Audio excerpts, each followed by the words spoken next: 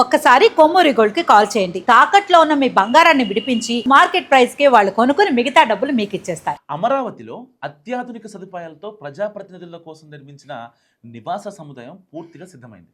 ఇక కేటాయించడం అండ్ ఎమ్మెల్యేలు ఎమ్మెల్సీలు గృహప్రవేశాలు చేయడమే మిగిలింది. సో సుమారు 3,500 చదరపు అడుగుల విస్తీర్ణంలో flats, club house, green cover లాంటి మౌలిక వస్తువులు అధునాతన భద్రతా ప్రమాణాలతో క్వార్టర్స్ అందుబాటులోకి వచ్చాయి.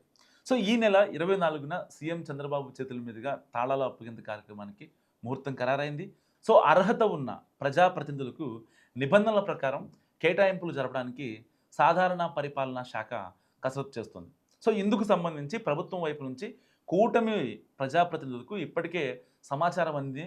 కానీ మాకు మాత్రం ఇప్పటిదాకా ఎలాంటి ఇన్ఫర్మేషను కన్ఫర్మేషను లేవని చెబుతున్నారు ప్రతిపక్ష వైసీపీ ఎమ్మెల్యేలు. సో ఇదే ఇప్పుడు పొలిటికల్ హాట్ టాపిక్ అవుతుంది. ఇప్పటికే అమరావతి మీద నేరుగా ఎమ్మెల్యే క్వార్టర్స్ మీద కూడా వైసీపీ సీనియర్ లీడర్స్ కొందరు నెగిటివ్ కామెంట్ చేశారు. మాజీ మంత్రి ఒకరైతే నేరుగా అసాంఘిక కార్యకలాపాలకు కేర్ ఆఫ్ అవుతాయంటూ చేసిన వ్యాఖ్యలు నిజంగా తెలుగు రాజకీయాల్లో దుమారం రేపాయి. సో ఇలాంటి పరిస్థితుల్లో ఇప్పుడు వైసీపీ ఎమ్మెల్యేలు ఎమ్మెల్సీలు క్వార్టర్స్ తీసుకుంటారా అన్న చర్చలు మొదలయ్యాయి. కొందరు చదువుకున్న వాళ్ళు అదే మాట వాళ్ళని అడిగితే ముందు ప్రభుత్వం నుంచి ప్రతిపాదన వస్తే కదా అసలు తీసుకోవాలా వద్ది అనే ఆలోచించేది అంటున్నారట.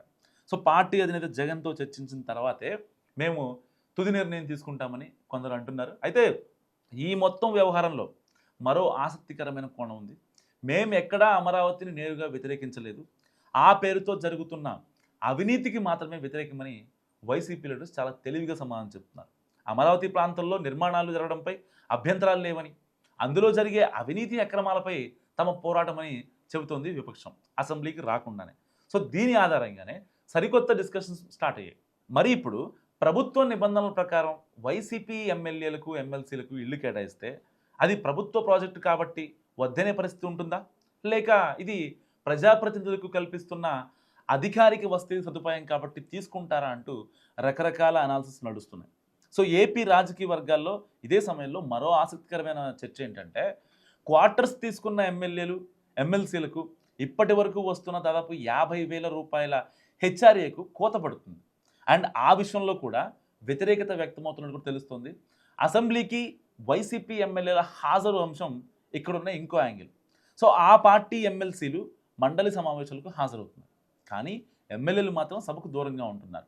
ప్రధాన ప్రతిపక్ష హోదా విషయమై ప్రభుత్వం వైసీపీ మధ్య మాటల యుద్ధం కొనసాగుతుంది.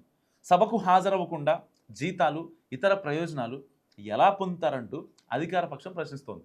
స్పీకర్ వైపు నుంచి ప్రతి సెషన్ ప్రారంభానికి ముందు అనర్హత వేటు హెచ్చరికలు కూడా వినిపిస్తున్నాయి. ఇప్పుడు ఈ పంచాయతీకి ప్రజాప్రతినిధుల క్వార్టర్స్ అనే కొత్త అంశం చేరింది. ఈ క్రమంలో ప్రభుత్వం నుంచి అధికారిక ప్రతిపాదన వస్తే వైసీపీ ఎమ్మెల్యేలు ఎమ్మెల్సీలు ఎలాంటి నిర్ణయం తీసుకుంటారనేది ఆసక్తికరంగా మారింది.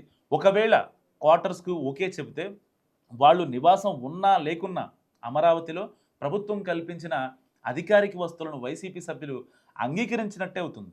సో వద్దని రిజెక్ట్ చేస్తే అందుకు ఆ పార్టీ బలమైన కారణమే చెప్పాల్సి ఉంటుంది. అయితే ప్రభుత్వం వైపు నుంచి ఇంతవరకు ఫ్లాట్ల కేటాయింపు ప్రతిపాదన ఏది తమ వరకు రాలేదని, ఒకవేళ అలాంటి ప్రతిపాదన చేస్తే తమ పార్టీ అధినేత జగన్తో చర్చించి ఒక నిర్ణయం తీసుకుంటామంటున్నారు వైసీపీ లీడర్స్. దీంతో ఆగస్టు 24న ఏం జరగబోతుందంటూ అంతా ఆసక్తిగా చూస్తున్నారు. అవినీతి పేరుతో తాము వ్యతిరేకించిన అదే అమరావతిలో ప్రజాప్రతినిధుల కోసం ప్రభుత్వం నిర్మించిన ఇళ్లల్లోకి వైసీపీ ఎమ్మెల్యేలు ఎమ్మెల్సీలు అడుగు పెడతారా, లేక ప్రభుత్వం ఇల్లు ఇచ్చినా వద్దంటారా అన్నది ఇప్పుడు హాట్ టాపిక్గా మారింది. మీరేమనుకుంటున్నారు? మస్ట్ కామెంట్ చేయండి.